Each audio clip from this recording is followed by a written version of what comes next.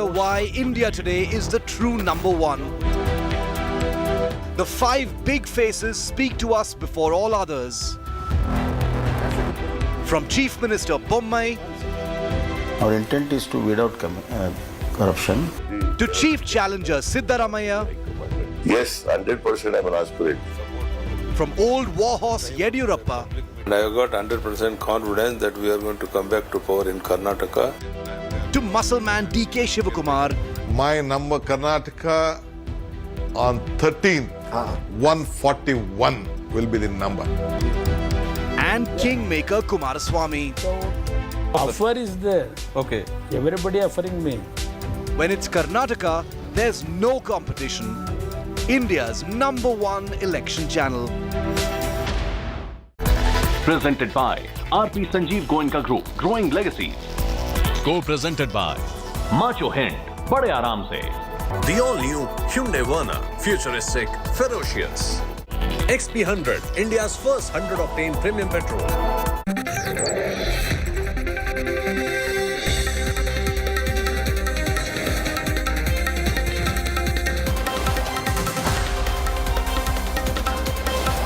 Hello and welcome. You're watching the Newstrack. I'm Rahul Kanwal. Economic logic faces off versus political logic in the Nandini versus Amul battle that's become a hot button issue in the Karnataka state of war. We're looking at that and more. Who's right? Who's wrong? Is the timing all off? That and more coming up on the Newstrack. Amul versus Nandini war simmers. Congress raises Kannada pride. BJP accuses Congress of misinformation. Utterly butterly politics. Who benefits from this churn? The milk war between Amul and Nandini has exploded in the state of Karnataka. First, you had the Congress hitting out at the BJP, alleging that a Gujarat-run cooperative would run roughshod over the interests of the Karnataka-run Nandini. Now you've got the BJP hitting back, saying it is the Siddaramaiah government that in 2017 brought Amul into Karnataka in the first place. In the build-up to polling on the 10th of May, this milk battle has become one of the central issues in the Karnataka elections.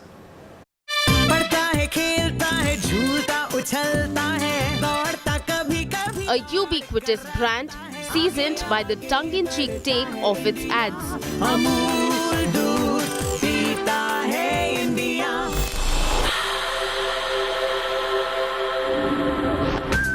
Another champion in the sector with a loyal consumer recall and base, a market leader in Karnataka. Nandini. Nan energy drink. Nandini, power-packed milk. The Gujarat Cooperative Milk Marketing Federation's Amul attempted entry into the state to supply milk and curd has left its dairy market and politics on the boil. This is really the most famous local brand when it comes to milk and milk products in the state of Karnataka, and really something very sensitive also has become now a huge political issue right at a time of elections here in the state. With elections just a month away, the opposition has invoked Kannadiga pride over the homegrown brand, accusing the ruling BJP of serving the interests of Gujarat-based businesses, with the sole aim to eventually merge Karnataka's Nandini into Amul. Nandini जो है उसको जबरन खत्म करके गुजरात की अमूल को भी हम सम्मान करते हैं, पर नंदनी को खत्म करके आप अमूल को ला रहे हैं, ये सरासर गलत है. The issue seems to have struck chord with the locals, given their sentimental attachment with the half-century-old Nandini.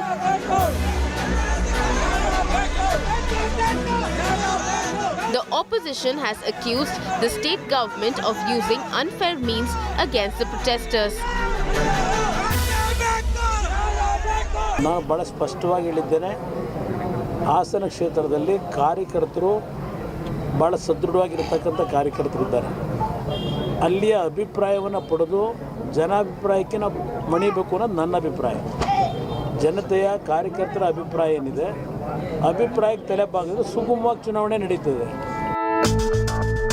The BJP has dismissed opposition accusations as false propaganda.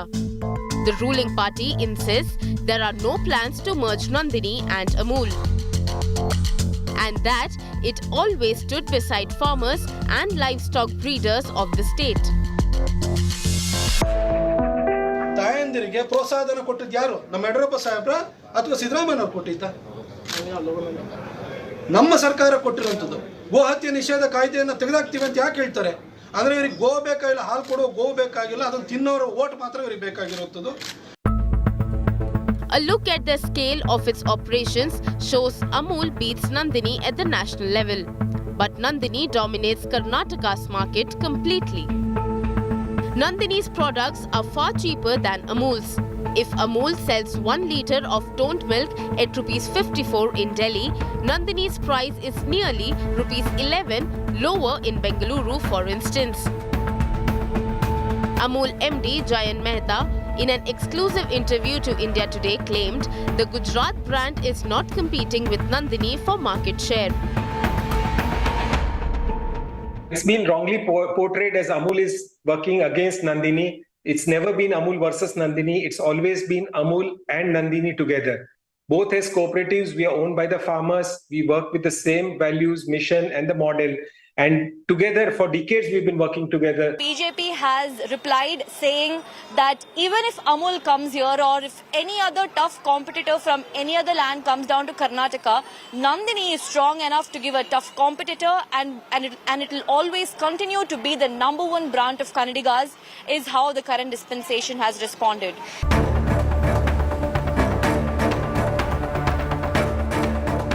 Business competition aside, politics has gathered steam over the two dairy brands in the run up to the state elections.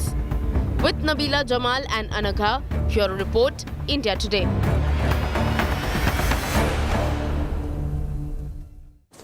Now remember, Nandini products are sold in Karnataka at a price point much lower than those of Amul, and you'll see it just in a moment as I bring that data up.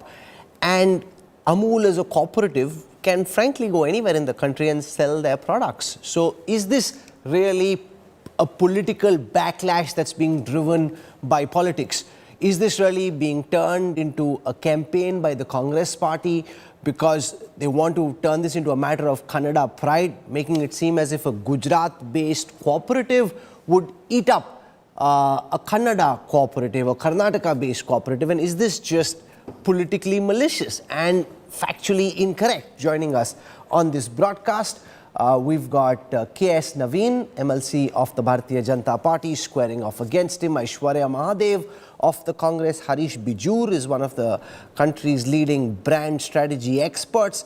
And Sandeep Shastri joins us on this broadcast, leading political scientist. I want to go across to Aishwarya Mahadev first because I have data here which suggests that if you compare product by product, the price points at which Nandini's products sell versus those of Amul, there is a big difference. Just to take one example, Nandini's toned milk sells at the price of 39 rupees a litre. Amul sells the same in different parts of the country at 54. Half a litre of curd for Amul is 30, Nandini sells at 24. So even if Amul were to come in to a state like Karnataka, given the kind of incentives Nandini enjoys, in a free market, it is highly unlikely that Amul would disrupt the Nandini business. Are you frankly turning this or trying to turn this into a major issue just because you've got an election around the corner? Aishwarya Mahadev, let's start from there. Good evening, Rahul. I think first and foremost, with what you have said, it is not just the Congress party that is protesting about it. It is people on the street, it is Kannada organizations, it is even hotel owners associations that realize the threat that a homegrown cooperative and indigenous cooperative is facing today, one. And second, when you talk about how the price point is wonderful and how we will be able to withstand competition from, let's say, Amul having a national presence, Rahul, one of the reasons that we're able to serve at such a low price while also keeping our farmers happy is because of the fact that the state also massively incentivizes farmers to not only produce more and more milk, but also procurement is something that they look at. Now, what's the point you're making? It's because of that incentive that The Nandini point I'm sold trying to cheaper. make is one second. Yes. No, Rahul, the point I'm trying to make is this. The state of late has not only lowered procurement, but has also not been offering the support price, which for a lot of the farmers has basically been a little bit of fear because the resources are coming down and the milk being sent out is already lower. And I believe if you look at the systematic way in which cooperatives have been subsumed, or the systematic way in which indigenous units have also been taken over, this is just one of the steps of the part of how I believe that Amul can try and damage KMF. No, but some of this is not factually correct. This scheme was started under the government of B.S. Yediyurappa. Your Chief Minister Siddaramaiah enhanced the incentives which were given, and those have been further enhanced by the current Chief Minister Bommai. So it's not as how if... many months the money has not been paid? For the past 6.5 months, none of the dairy farmers have been getting the Protsaha Dana, as we call it in Karnataka. The government denies it. The government says 1,200 crore rupees are given. There is an incentive of 6 rupees per litre which is given to the cooperatives as part of the budget. No, Rahul, from what used to be close to 4,000 plus crores that happened to be offered as incentives to dairy farmers under the Siddaramaiah government, to offer only 1,200 crores now is an absolute shame and a sham because the majority of the farmers are not getting that. Add to that the fact that the lumpy cow disease was massively something that hit our livestock. You realize that there is a lot of stress for our indigenous farmers, and now you bring in a company. I'll also understand your argument where you say they've been there for years.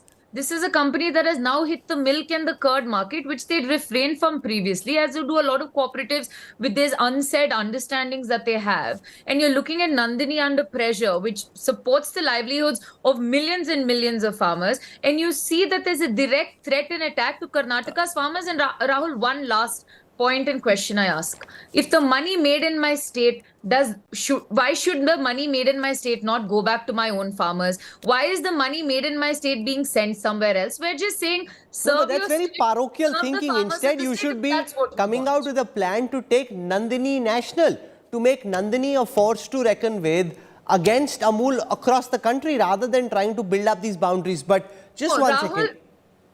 I want to go across to KS Naveen of the BJP. Now, many things over the past few weeks have seemed to suggest that the BJP is just not able to set the narrative in the Karnataka elections. And this just happens to be yet another issue. Even if Amul was coming in and given all the clarifications which we've now seen from the Amul cooperative, the GCMMF, that's the dairy association that runs the brand Amul, has said that we're only actually looking at e-commerce, we're not looking at channel partnership on the ground in Karnataka. This is not general trade. There is no such plan. It will not work in any case because the price point is too high. This is only e-commerce or quick commerce. Now, there are multiple clarifications which have come, but just the timing, the fact that less than a month to go for the elections, you try and come up with this issue, the Congress laps it up and they do to the BJP what usually the BJP does to the Congress. They're running circles around you on this issue. Whatever the issue that has been brought into the forefront, which is the Nandini versus Amul, is a totally politically motivated, and just because in the recent past, in last 2-3 months, the political groundswell that is favoring the BJP in the whole Mysore region, be it Mandya, be it the Bangalore rural district, be it Mysore area, has actually shackled the Congress and also to some extent the JDS. And in fact, they are bringing out this issue of, Nandini being, targeted by Amul brands. In fact, just to bring it to the notice, in Karnataka, there are multiple brands from different states which are being sold in Karnataka, be it from Tamil Nadu, be it from Andhra Pradesh or be it from Maharashtra.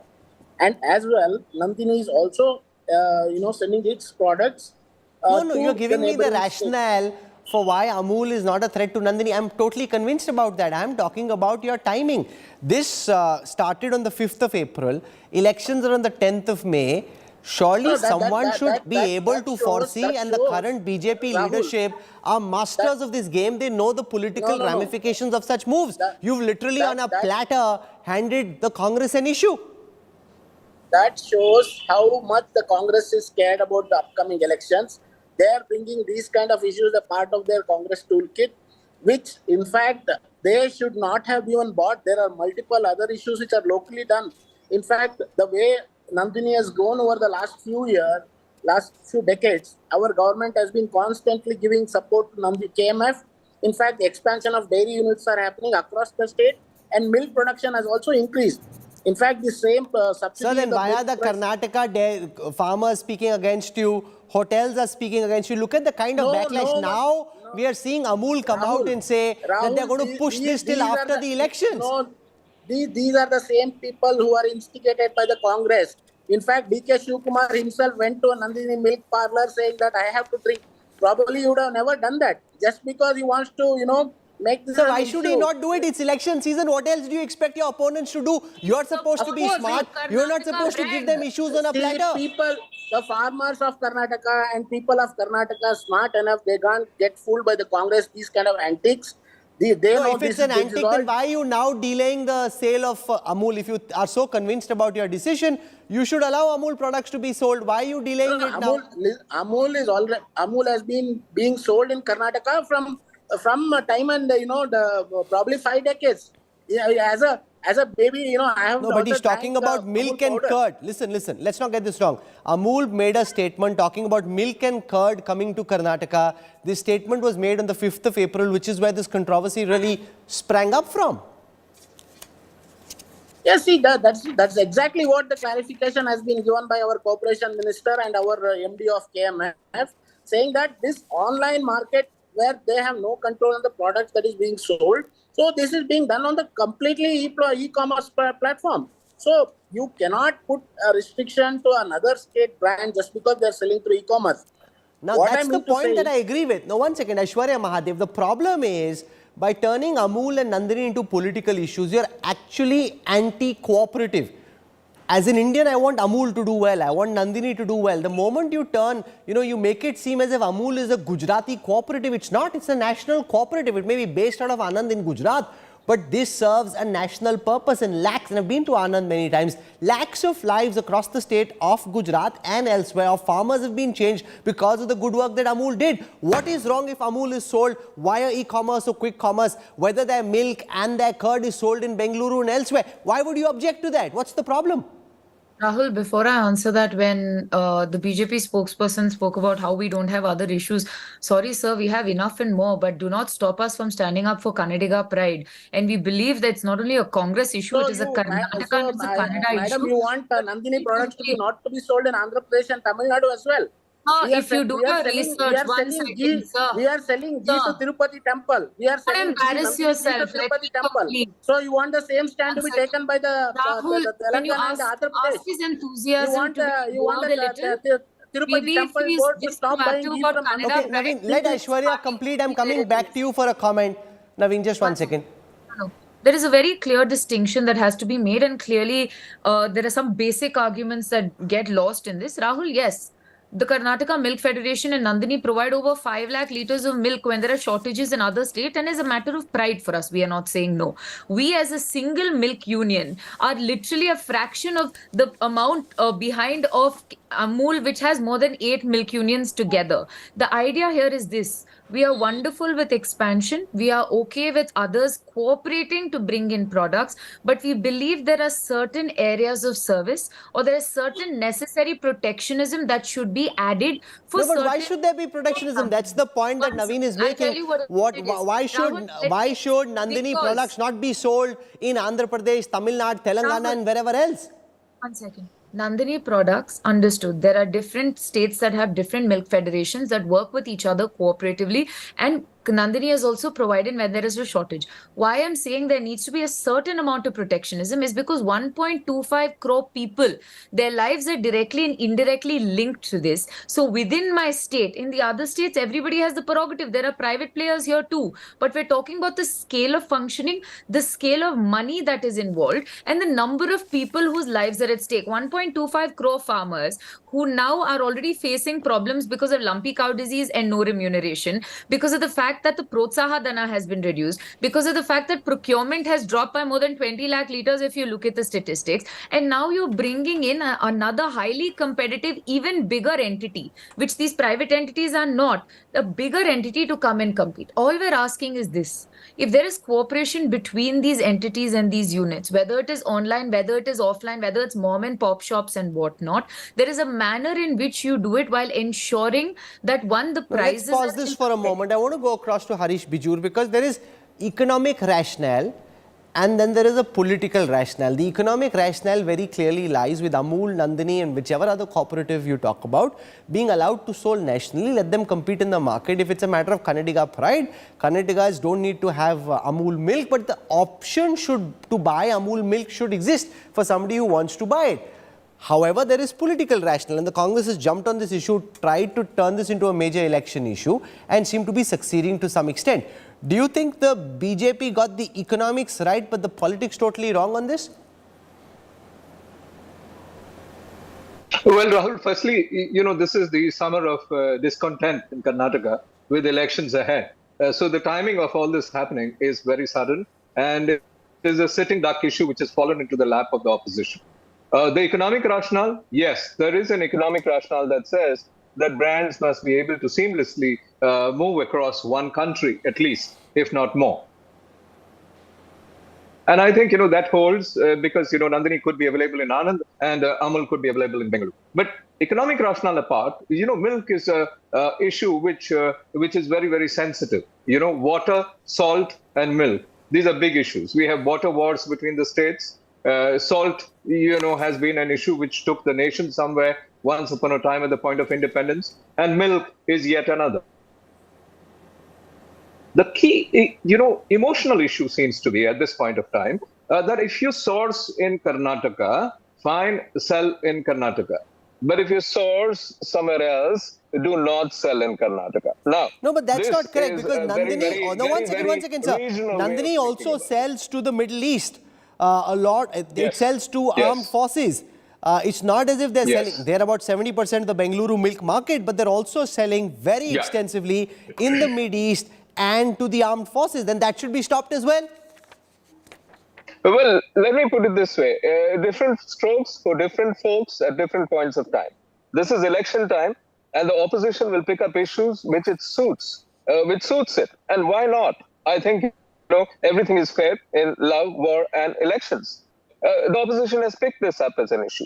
But the key point, which at the grassroots level is occurring, is this. But from a brand perspective, I think, we have one nation, possibly every brand should be able to crisscross. The fact is that this decision was taken by Amul. And the choice is dictated by this decision is taken by Amul on the 5th of April. And I've seen the kind of work that's being done to try and empower some of the cooperatives.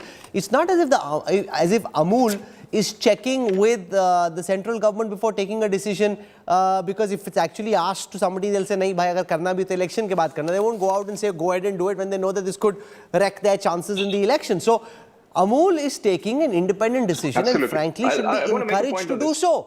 They should actually, Harish Bijur, be encouraged to do so. Instead of saying all is fair in love and politics, they should be encouraged to expand wherever they want to expand. Who is the management of the Amul board? Well, from a commerce point of view, I definitely agree with that. But the point is this. This is one cooperative against another cooperative. Now, I think we need to coin a new meaning for the word co-opetition because one cooperative is competing against another cooperative. But if you really look at history, cooperatives have not competed with cooperatives. Cooperatives have cooperated with other cooperatives. This is a 72,000 INR crore cooperative, which is Amul. And Nandini is a 25,000 crore INR. And both these have their respective markets, their respective hinterlands. Last point, there are two aspects to the milk market. One is fresh and the other is not fresh. Fresh is all about liquid. So there's a liquid portion which is about milk and curd. This is a sensitive terrain. People want local milk in these two spaces. And then there is a solid, which is value-added stuff, which lies above it, which is milk powder, when there's excess of milk, and then, of course, cheese and 23 other products. That could be a terrain, which could be an all-India terrain, but people in regions are quite sensitive to liquid. Sandeep Shastri, how much traction has this issue got on the ground in your view? On television, on Twitter, it's become a big issue. The Congress gunning for the BJP, Amul now on the back foot as a result of being caught in political crossfire. Has it really exploded in a big way, or is it just a marginal, tangential kind of issue where the Congress is trying to make more noise than exists in substance on the ground? I don't think any political force in Karnataka can afford to ignore the issue at this stage. I think it has caught public attention. Rahul, as I see it, there are three things here. One, there is a challenge of timing. It has come at a particular time when it has got caught in political crossfire. There is secondly a lack of clarity. Amul started off with the tweet that they came up with. Parties responded to it. Parties changed their position on it. So I think there has been a lack of clarity in terms of response. And of course, you have given a ready-made issues in the election. But Rahul, let me also clarify one more point. To the best of my knowledge and understanding, milk cooperatives have an agreement across states that when the Nandini KMF has excess milk and another state cooperative is running short of milk at a given point of time, the KMF transfers milk to the other states, but it is packaged and marketed as the cooperative milk of that particular state. Now, this is the practice that cooperatives have followed in their competition across states. Limited to a state, they also take their products to other states and link up with other cooperatives. I think in this backdrop, you need to see the Amul KMF, Amul Nandini controversy having come up. And as I said, it's all a question of, in terms of business terms, a bad timing that you brought it. No, but usually it's the other way around. For example, Rahul Gandhi saying what he did in the United Kingdom, the BJP was able to pick it up, turn it into a much bigger issue than in the manner in which Rahul meant it. Allude to Rahul Gandhi things he probably never said, but he was kind of directionally suggesting it without specifically saying so, and the BJP really upped the ante on it. In the case of issues to do with Karnataka, it's the BJP which seems to be on the defensive. And this is not really the BJP's fault. Remember, this is a comment made by Amul on Twitter. That's Rahul. And then it becomes a big issue. Rahul, that's because the BJP is in power. No, but the BJP is in power at the center as well. Is in power in Karnataka. There's something wrong with the manner in which the BJP in Karnataka is functioning, because the BJP is in power at the center and the BJP is able to run circles around the Congress all the time as the opposition in parliament and elsewhere.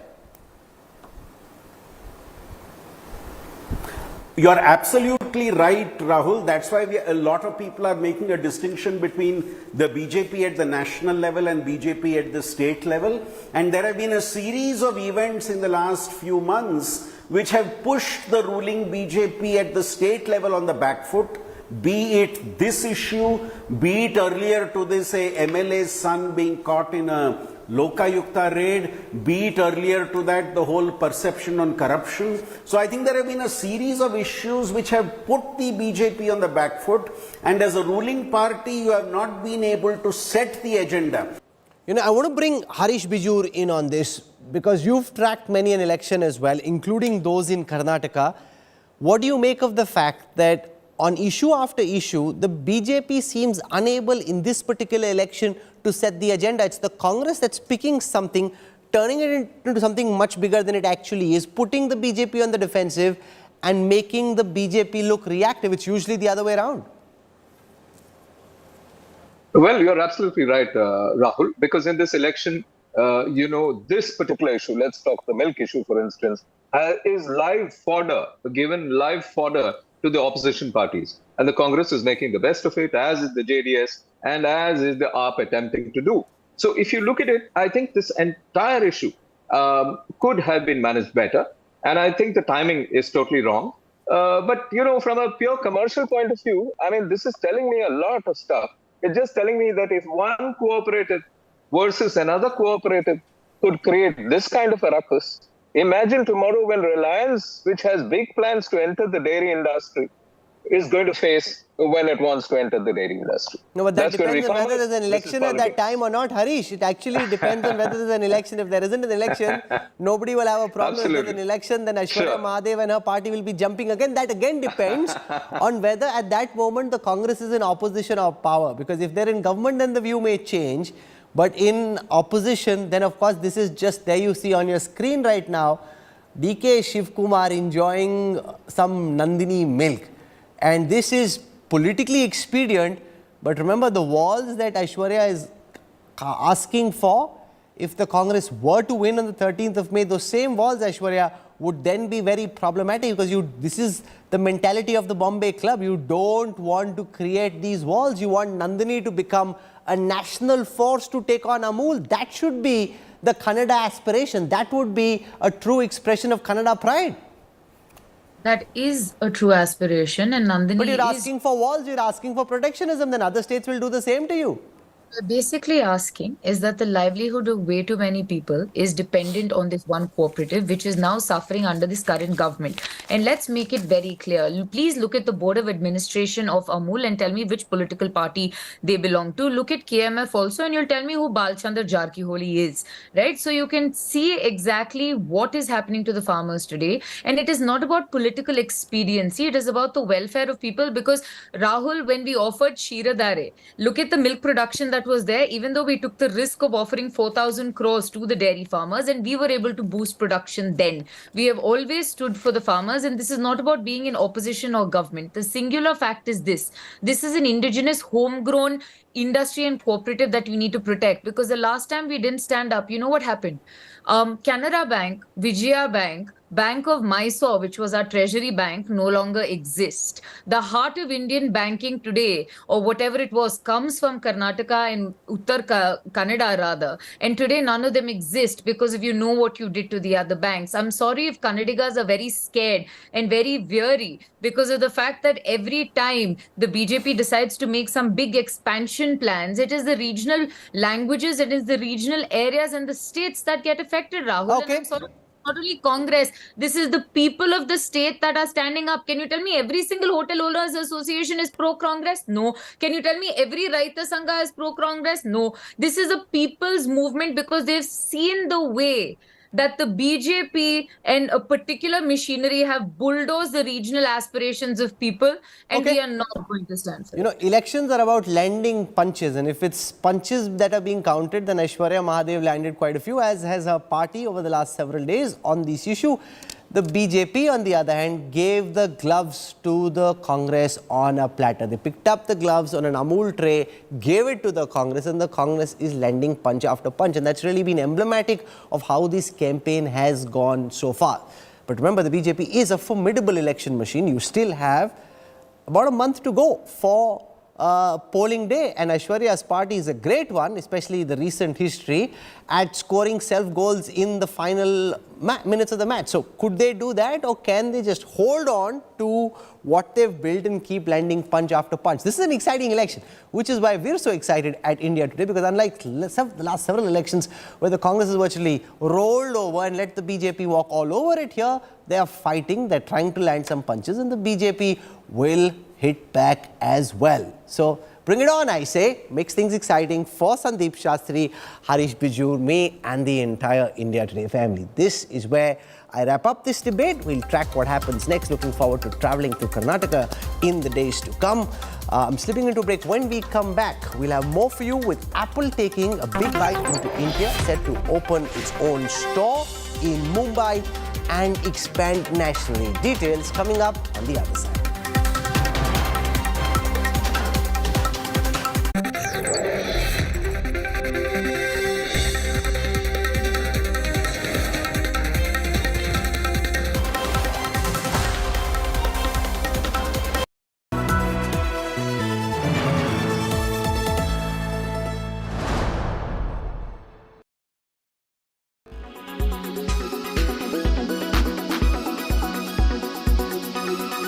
2022 wasn't a great year for you health-wise. How was that phase for you? It was a tough phase. Of course, I was unprepared. It came my way, and then you ask yourself why it happened. Then you question, oh, my habits were okay. I was leading a good life. Oh, I had COVID. That's why maybe, no, it shouldn't have happened. All these questions come to your mind, and they, why me? Oh, why God you did this to me? But you don't have anything else but to move forward. Okay, you have to move forward. But thankful to doctors and to Almighty that things were fine. तो सब कुछ ठीक हो गया और अब मैं अच्छे से काम कर रहा हूँ, अच्छे से लाइफ चल रही है और मज़ा आ रहा है. तो जो हो गया आई थिंक आपको आगे चलना चाहिए. अभी क्या, पर ये हो गया कि हॉस्पिटल में मैंने कुछ दोस्त बनाए नए वहाँ एडमिट रहते हुए. I'm sure. और कुछ बड़ा ही मज़ा आया. हॉस्पिटल में भी बड़े अच्छे एक्सपीरियंस थे. कोई एक शेयर करिए. मेरे को नींद नहीं आ रही थी एक दिन, और मेरे को पेन हो रहा था मेरी सर्जरी के बाद. तो 1 घंटे बाद जब मेरे को हल्की सी नींद आने लगी, मैं बड़ी ट्राई कर रहा था, कुछ सेडेटिव भी लिया था शायद, मैं पेन में था, तो मेरे को नींद आ रही. सर्जरी हुई थी तो वो स्टिचेस का पेन और सब होता है.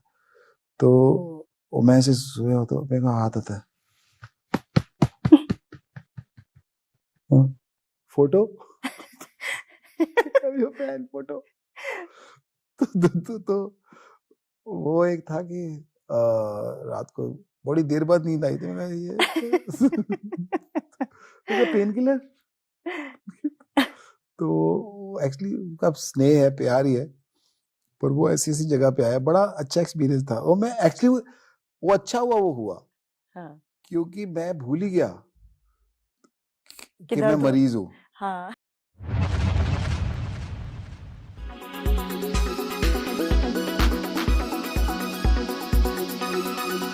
Make your media plan smarter with India Today Live TV on your connected devices.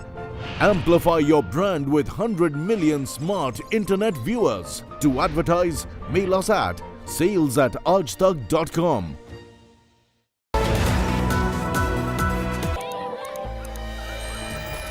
18th May 2022.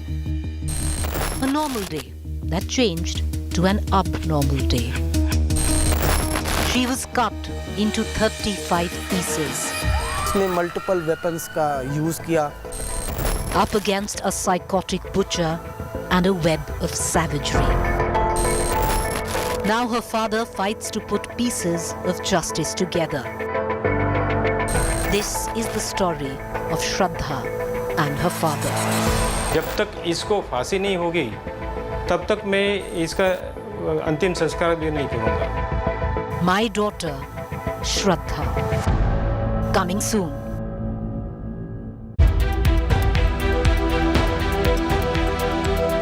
As State of War Karnataka begins, a reminder why India Today is the true #1. The 5 big faces speak to us before all others. From Chief Minister Bommai, our intent is to weed out corruption, to Chief Challenger Siddaramaiah, Yes, 100% I'm an aspirant.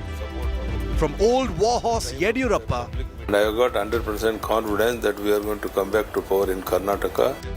to muscle man DK Shivakumar, My number Karnataka on 13th, 141 will be the number. and Kingmaker Kumaraswamy. Offer is there. Okay. Everybody offering me. When it's Karnataka, there's no competition. India's #1 election channel.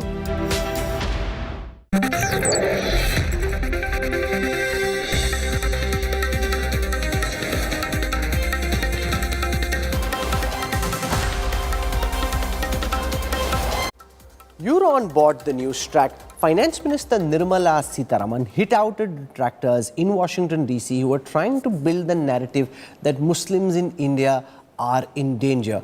The finance minister cited the track record of minorities in countries like Pakistan to say that the minority communities were far better protected and enjoyed equal rights in India, and that these were false narratives being built by those who'd actually never been on the ground.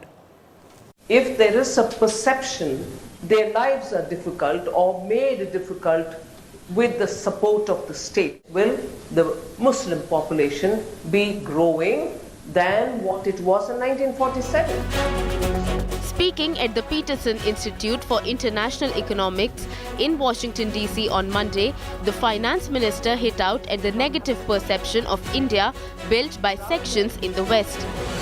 The minister compared the state of minorities in Pakistan and India to drive home her point.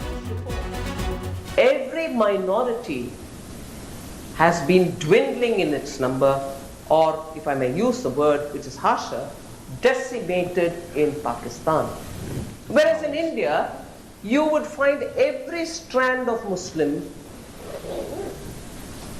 doing their business, their children getting educated, fellowships are being given by the government. The minister invited those with negative perceptions of India to visit the country and find for themselves the truth. I would only say, come have a look at what's happening in India, rather than listen to perceptions being built by people who have not even visited on the ground and who produce reports. Sitharaman also spoke on the economic revival in India after the COVID-19 pandemic. Government's policy played to the spirit of wanting to come out by the people of India, and that I would put in essence was the reason behind this revival and a sustained growth. Sitharaman also met with an American Sikh delegation. The Sikh team condemned the anti-India Khalistani movements around the world, saying a handful of them were given a bad name to the entire Sikh community. Nirmala Sitharaman is in Washington to attend the spring meetings of the World Bank and the IMF. She will chair the second G20 finance ministers and central bank governors meeting. Bureau Report, India Today. UPA chairperson Sonia Gandhi launched a fierce attack on the Modi government, writing in an editorial that the Modi government was guilty of dismantling the pillars of Indian democracy. Law Minister Rijiju responded to Sonia Gandhi's attack, saying that democracy died only once in India, which was during the emergency under Indira Gandhi's watch. Pillars of Indian democracy being dismantled. BJP, RSS egging on hatred. Verbal gymnastics by Prime Minister to distract. These are just some of the attacks fired by Sonia Gandhi at the Modi government in a detailed editorial. Titled, "An Enforced Silence Cannot Solve India's Problems," Sonia has spoken for the first time on her son Rahul's disqualification, the Adani controversy and much more. Here are some excerpts.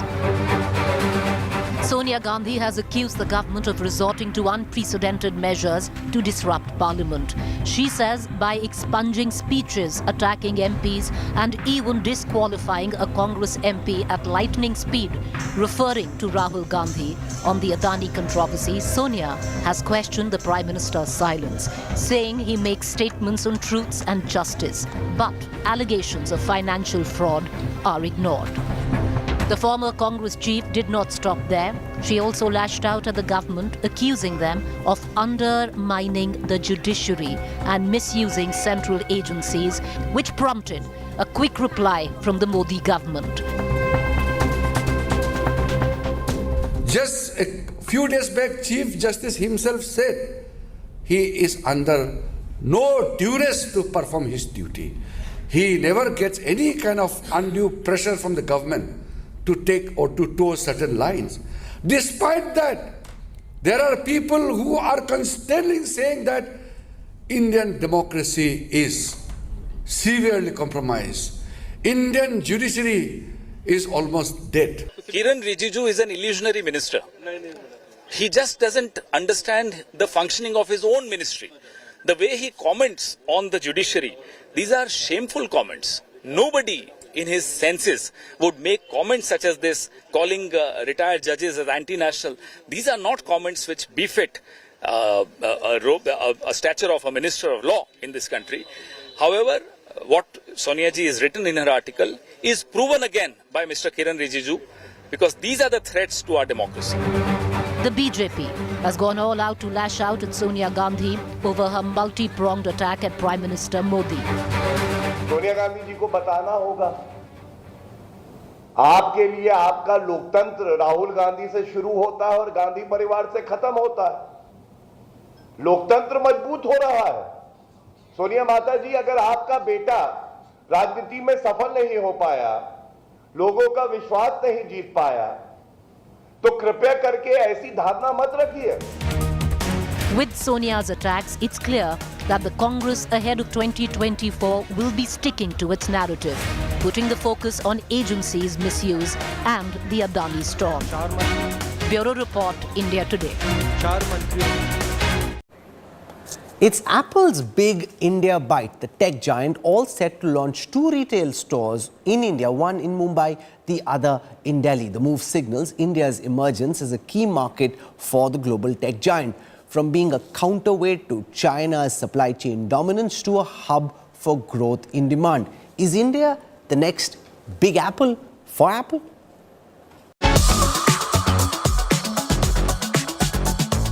It is tech giant Apple's big India bite. Apple is all set to open 2 retail stores in the country. The first retail store in India, scheduled to come up in Mumbai at Geo World Drive, will throw open its door to consumers on April 18. Apple CEO Tim Cook is expected to attend the launch of the Mumbai store. The store is located here in the newest mall of the city, the Geo World Drive. The barricades have already gone up with their vibrant colours, and the theme of the store seems to be inspired by the cabs of the city, the Kali Pilis. The second store in Saket, Delhi, will open on April 20.